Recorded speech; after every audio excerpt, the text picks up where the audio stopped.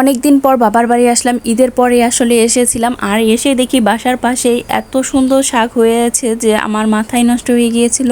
এই শাকটা আমার খুবই পছন্দ। আর যখন দেখতেছিলাম এত এত শাক হয়েছিল, আর আমার মনে হচ্ছিল এগুলো কাঁচাই খাওয়া যাবে, এত সুন্দর লাগতেছিল দেখতে।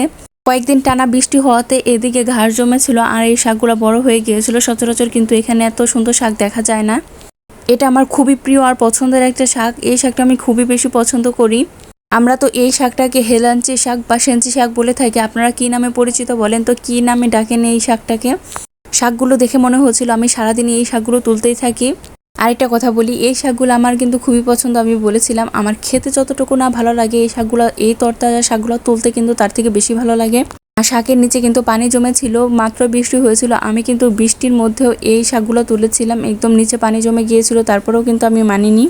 এর মধ্যে আগে শাকগুলো তুলে নিয়েছিলাম, না হলে আমার পেটের ভাত যেন হজমই হচ্ছিল না। তুলতে আমার বেশ ভালো লাগতেছিল আর দেখতেও ভালো লাগতেছিল, এত সুন্দর শাক।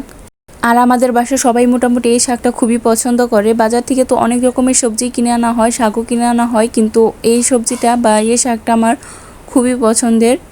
এটা কিন্তু কিনতে পাওয়া যায় না, এটা আমাদের বাসার পাশে একটা ক্ষেতের মধ্যে ছিল, খুবই সুন্দরভাবে হয়েছিল। আর এটা কিন্তু খেতে খুবই উপকারী, কারণ এটার মধ্যে কিন্তু কোনো ধরনের বিষ বা সার কোনো কিছু ইউজ করা হয় না, কারণ এটা আপনা আপনিই হয়েছে। কোনো প্রকার যত্নও কিন্তু এটার মধ্যে করা হয়নি, তারপরও অনেক সুন্দর হয়েছে। যাই হোক, আমি এখন না খেলে এগুলো গরুর পেটে যেত, কারণ এর পাশের বাড়িতে গরু পালে, তারা কেটে নিয়ে যেত এত সুন্দর শাক।